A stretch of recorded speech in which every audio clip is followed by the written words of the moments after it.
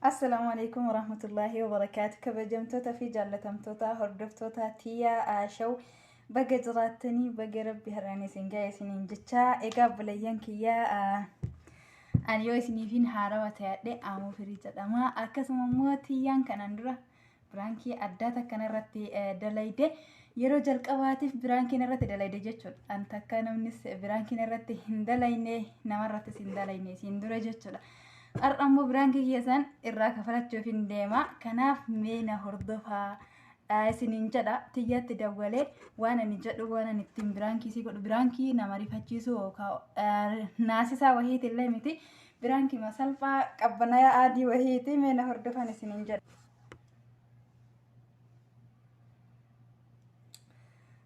Tiyyaan biizi jedhaa jirti. Mee hagana isin irraa kaastu na eegan isiniin jedha balayyaan kiyya.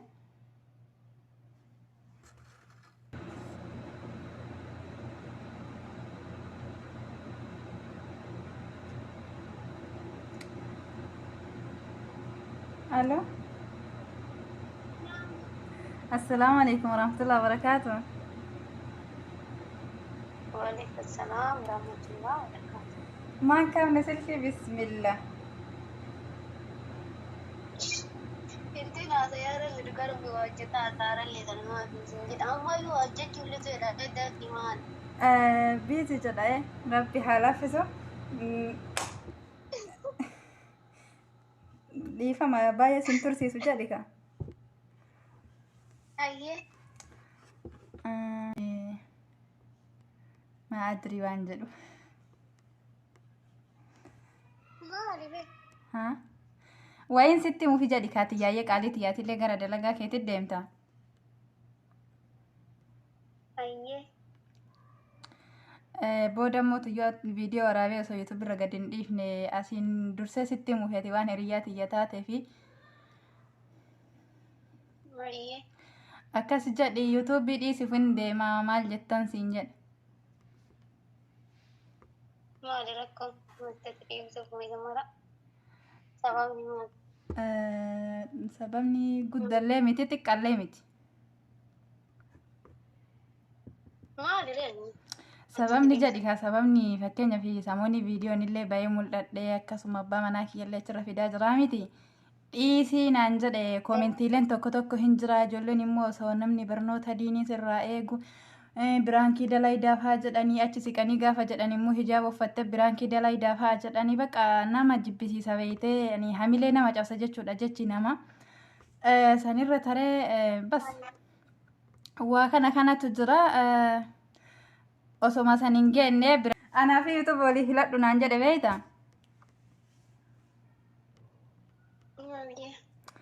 mee akkamiin godha YouTube filadha mooy isa filadha garuu YouTube kana hedduun jaaladha beeyte dhageetta mashaqama ajaa'ibatu nu qabatedha nama raayye dhugama bar fakkeenya hiriyoota baay'ee irratti baree akkasuma aarii fi yaada yaaddoo hunda irratti dagataa jirra waan ta'eef dhiisallee dhiisuu hin barbaanne jedhika ani akka nama tokkootitti simaanii mari'achuu barbaadayyu YouTube dhiisamoo isa dhiisa waan jedhu jechuudha bar YouTube dhiisamoo isa dhiisa waan jedhu si mari'achuu barbaade beeyta warra baraawina na ajaa'ibda wettaatti dhuggaaram maa Anamma jaarsa kee ka waliin jireenya dabarsitee ka waan isa argite innis waanii kee argee haadha manaatiif abbaa manaa taatanii jaalalaan waliin jiraataa irratti oduu miliyoona irratti nyaatte yuutuubii kana filadhu jaarsa fedhii siin jedhatti fakkaata. jechuun kamammaan rakkoo qaba dhugaa yoo dubbanne aadidha. Yani YouTube mootu fakkeenyaaf irraa waa barattaa yoo barumsa gahaa qabaatte irratti waa barsiiftaa beeyte.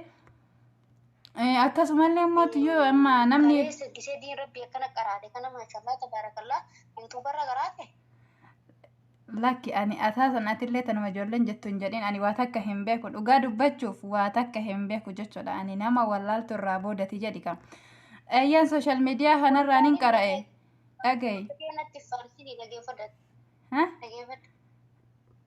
abbaan ofirratti bareedaa fi beekumsa abbaan ofirratti argu namatu irraa argaadhan eegalee Kanaafuu maashaallah tabaarakallah asirraa biratti ati yuutuubiirra qaraate moo karaa ustaapiitiin akkasuma zuumii garaagaraatiin qaraate ati papa? Ani asaasani bar qara eeyyuu hin jenne an qara eeyyuu hin jenne garuu mootiyyuu ani haga waa baradhe barreeffamumaa qajeelee barreessuu fi haasayaa amma maal beekee haasayaa miti haganuma haasa'uyyuu duraan hin beeku dhugaa yoo dubbanne jechuudha takka dubbadhu waan dubbadhu hin beeku namni walirraa waa barata. Social meediyaan kun immoo waa hedduu nu barsiise jechuudha amma dhugaa osoo amma bakka kiyya butee laalte atumti maal jetta fagaachuu hin dandeettu.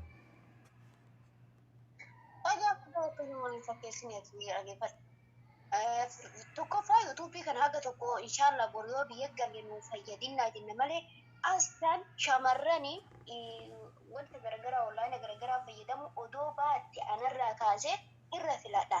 Tokkoffaa itti nu balleessaa wanta abbaa mana keenyaatti yookiin nama jaallanne gargar nu baasaa kun kaan si fakkeessa hinumaayyuu bakka waan rabbii irraa lees fageessa. An tokkoffaa mataa keerraa quraana qara wallaahi odoon qara'in odoon qara'in hin bulu.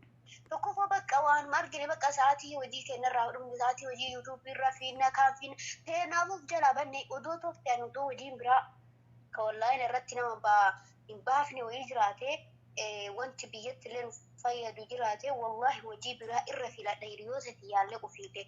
Tokkoffaa sanii wanti kun waa hedduu argaa oolta waan hin taane argaa oolta fakkeenyaaf intalama gadda gadhiisan sanii tokkoffaa yookaan fakkeenyaaf oduu dhiimaan kun wanti garagaraa kun jawaalli kun jiraachuu baate abbaa manaatiif haati manaa waliin wallolte lubbuu irratti wal dhabuu hin gahan jecha. Kanaafuu garuu durallee waliin mari'attanii dhuftanii ammas maaltu rakkoo ta'e isaa kanallee amansiisii kaleessalee abbaa mana kiyyaa maaltu rakkoo ta'e mi'a nama biraa walii haasayaa hin jiru argaa jirtaatillee waa achirra barsiisaara fakkeenyaaf yuutuuba keellee argaara ammoo fakkeessaa namni fakkeessa ebalu akkas jedhe asin jecha namaatiin gaafa deemte abadan hin guddattu abadan bakka tokko gahuu hin dandeettu jecha namaa koomantii namaa irra hin kaayatin.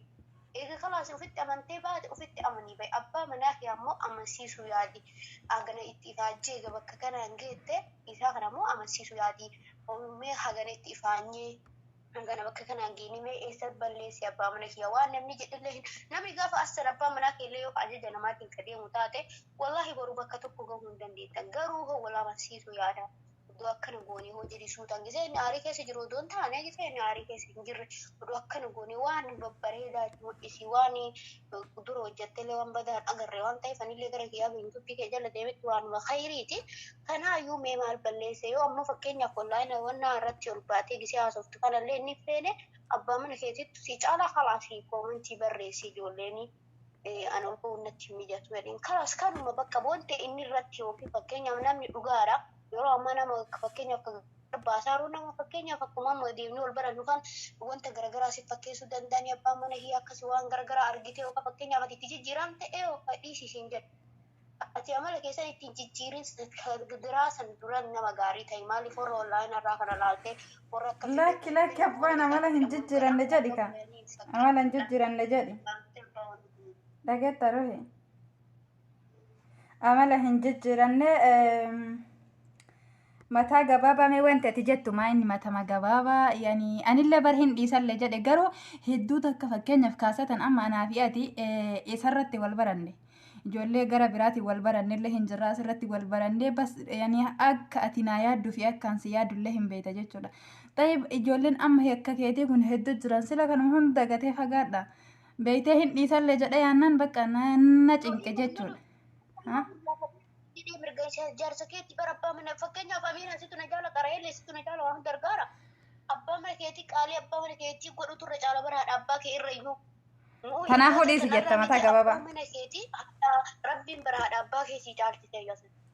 Kanaafuu dhiisi galii jetta kalas xayyib naa gurgura haashii naa gurgura mee naasoo nama naasoo namni narraa bitu jira.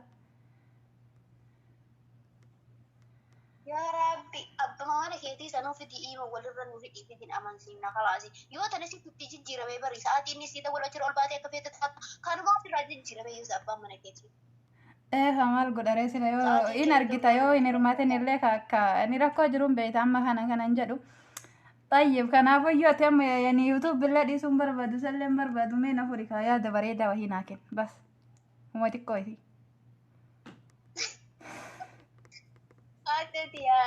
أعوذ بالله من الشيطان الرجيم سلي الرالي طيبة الشيطان طيبة دو أبا من كتي أمن سيسيني يا بريدا يا قالي يا جديني أمن سيسيني جتشو تببريدا نجديني قلبي ساقم مجيسي إيجس يمو مالي بدين كي نجري أمن سيسي gara dhaqaan irraa garagalantu caalatti Oromoon abbaa mana keetii kana jireenya ofii dhaabattee jiru baay'ee gariin dabarsitanii amma mootuu jireenya kana hin diiguun hin ulfaata nama jaalatanii nu gargarboo wallaahi billaahi hin ulfaata ammoo abbaa manaatiif haadha manaa tanii eegduutti wali ijaaranii diiguun astaghfirullah rabbi waa akkasii lasitti fidini rabbi jaalalaa fi waliigaltee itti haa buusu abbaa mana keetiillee amansiisiitiin jedhan gara kiyya. Isiyootoo bileen dhiisini abbaa mana keetii bileen dhiisin garuu yoo mara heddummaattee hammaattee garuu yuutuubii kanarraa oduu dhiisuun taane hagan isiin jedhe sanii obsisuu tasootaan amansiisiitti deebisiin jedhan gara. Lachuullee dhiisu. Okay, guddaa takka galatoomii. Guddaa takka galatoomii jedhi kaabada waan akka fakkii biraanki jedhan san si goone beeyte tuni biraanki dhalleen jedhamtu.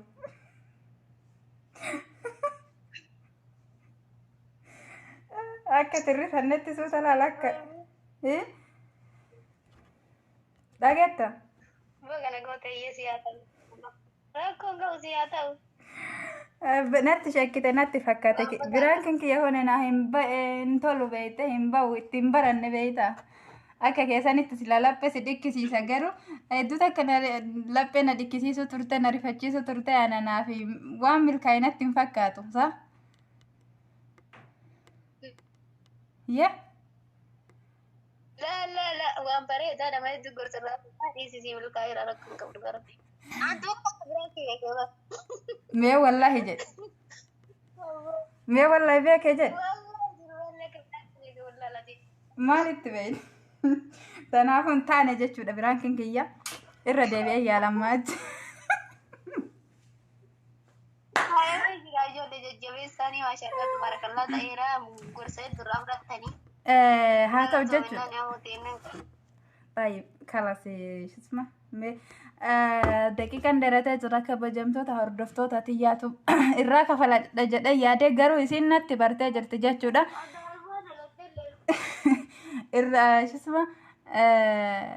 Irraa kafaladhuuf duratti isiin gaafa sanne hedduu takka na rifachiifte hedduu takka na sardite ani dhugaa dubbachuuf namni waan rifatu natti fakkaata wallaahi ladim yoon hin gaqqabeddu amma jalqaba maa siin jechuu barbaade kalas abbaa mana kiyya dhiisooda siin jechuu barbaade afaan nati deennaa yuutuub dhiisooda siin jedhe.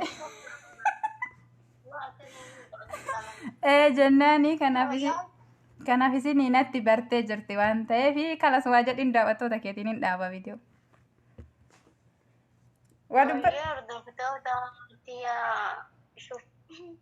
Inshallah barumsa irraa fudhattan jedhee yaada yoo abbaan manaa keessanii dakkan isin jedhe abbaa manaa keessaniitti isin caaladha.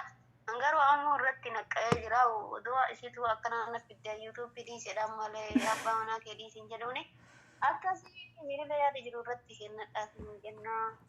Namuu baay'ee galatoomi. Assalamualaikum warahmatullahi wabarakatuh. Egaa hordoftoota keenya dhugaa dubbachuuf namoonni tokko tokko hamilee nama cabsan adara hamilee waliin cabsina. Jechoota yaani jechoonni hin taane yoo viidiyoo waraabbamu kana keessatti kan dubbatamu ta'e wanni kuni kana wanti kun kana jedha malee ati osoo kana gootu akkana taata ati akkana uffattee akkana taata yaani irraa nama fageessina wallahi obboleeyyan kiyya akkasiin isiniin jedha wanni dogongorri wanni balleessame yoo jiraate yaa obboleettiiti yesuuta jedhaati suuta jedha akka namni hirrifannetti hamilee gaggaarii walii kenna wal jajjabeessan isiniin jedha. Egaa hordoftoota tiyyaatu baga viidiyoo biraatiin walitti deebinuuti karabbi keessa naa tura.